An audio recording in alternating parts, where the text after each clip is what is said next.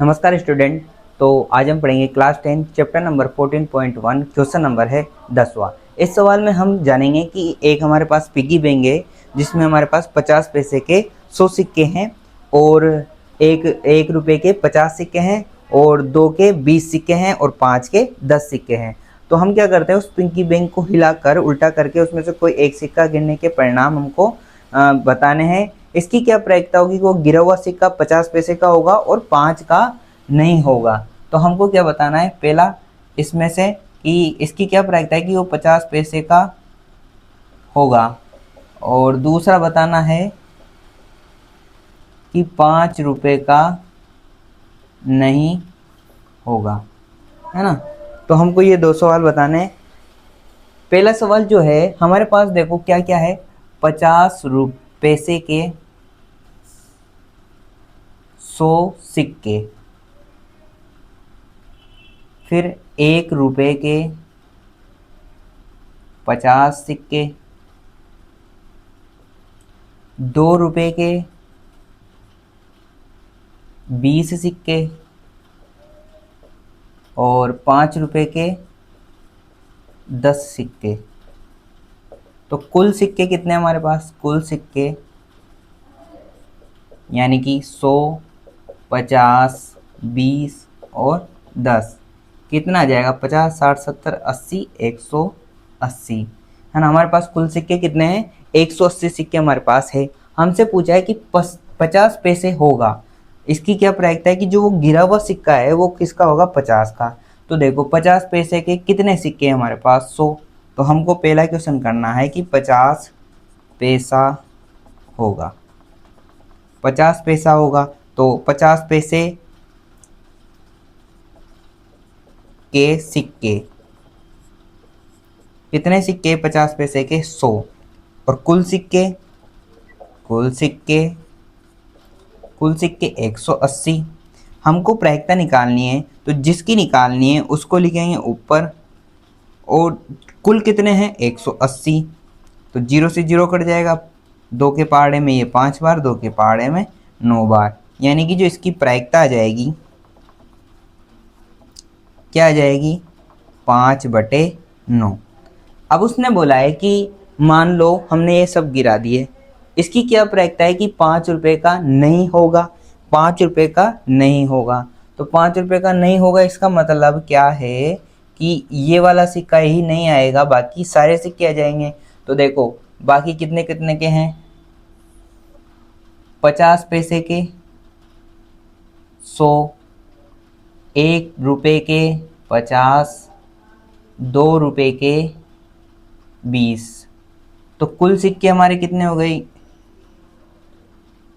170। और जो हमारे पास उस बैंक के अंदर है, वो जो गुल्लक है उसके अंदर कितने हैं, 180। तो 0 से 0 कट जाएगा, तो 5 रुपए का सिक्का नहीं होगा। इसकी क्या प्रायिकता हो जाएगी, इसकी प्रायिकता हो जाएगी 17/18। तो ये हमारे आंसर है दोनों। तो कैसा लगा आपको ये सवाल। अब दूसरा सवाल है इसमें हमसे 11वां कि गोपी अपने जल जीवन कुंड में एक दुकान से मछली लेकर आती है जिसमें 5 तो नर मछली है और 8 मादा मछली है। हमको ये बताना है कि उसने एक मछली निकाली है, वह मछली नर मछली होगी, इसकी क्या प्रायिकता है। एक लड़की है जो मछलियां लेकर आ रही है, तो नर कितने लेकर आई, नर लेकर आई 5 और मादा कितने लेके आई, मादा लेके आई है 8। ये दूसरा सवाल है अपना, है ना। तो कुल कुल मछलियां कितनी है, मछली कुल मछली कितनी हो गई, 5 + 8 यानी कि 13। उसने बोला कि वो जो मछली निकाली है उसने वो नर मछली है। तो उसकी क्या प्रायिकता होगी, तो क्या प्रायिकता हो जाएगी कि नर मछली कितनी है, नर मछली है 5, तो 5/13। तो नर मछली निकालने की प्रायिकता कितनी हो जाएगी, 5/13। अगला सवाल है कि संयोग के एक खेल में एक तीर को घुमाया जाता है जो विश्राम में आने के बाद संख्याओं 1, 2, 3, 4, 5, 6, 7, 8 पर किसी एक संख्या पर रुकता है। तो यदि ये सभी परिणाम सांप्रदायिक हो तो इसकी क्या प्रायिकता होगी कि तीर इंगित 8 को करेगा। यानी कि इस सवाल में हमको क्या बताना है, इस सवाल में हमको बताना है कि एक चक्कर है ये, इसमें तीर लगा हुआ है मान लो कहीं पे, है ना, ये 1 2 3 4 5 6 7 8, वो इन पर रुकता है, ये इसको घुमाते हैं तो इनमें से किसी एक पर रुकता है। तो पहला जो क्वेश्चन है इसमें वो क्या है, 8 को करेगा, को करेगा।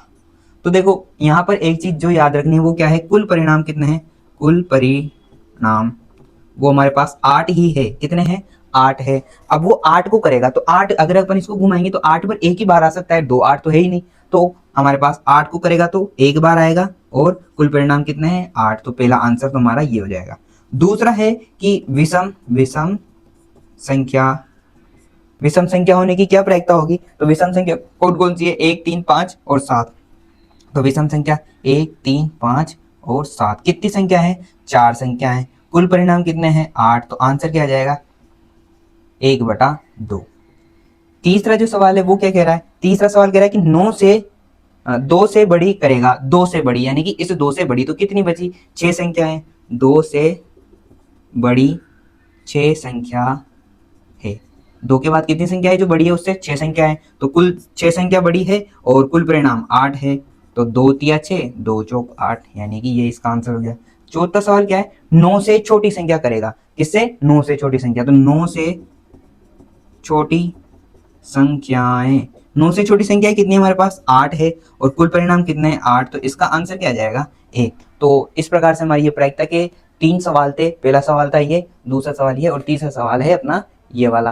तो ये खत्म होते हैं। अगर आपको ये वीडियो अच्छी लगी है तो वीडियो को लाइक करें, कमेंट करें और शेयर करें, और अपने दोस्तों में ज़्यादा से ज़्यादा शेयर करें, और इसको चैनल पर लाएं बच्चों को, और हम ऐसी वीडियो रोज़ बनाते हैं, तो कृपया ज़रूर देखें। धन्यवाद।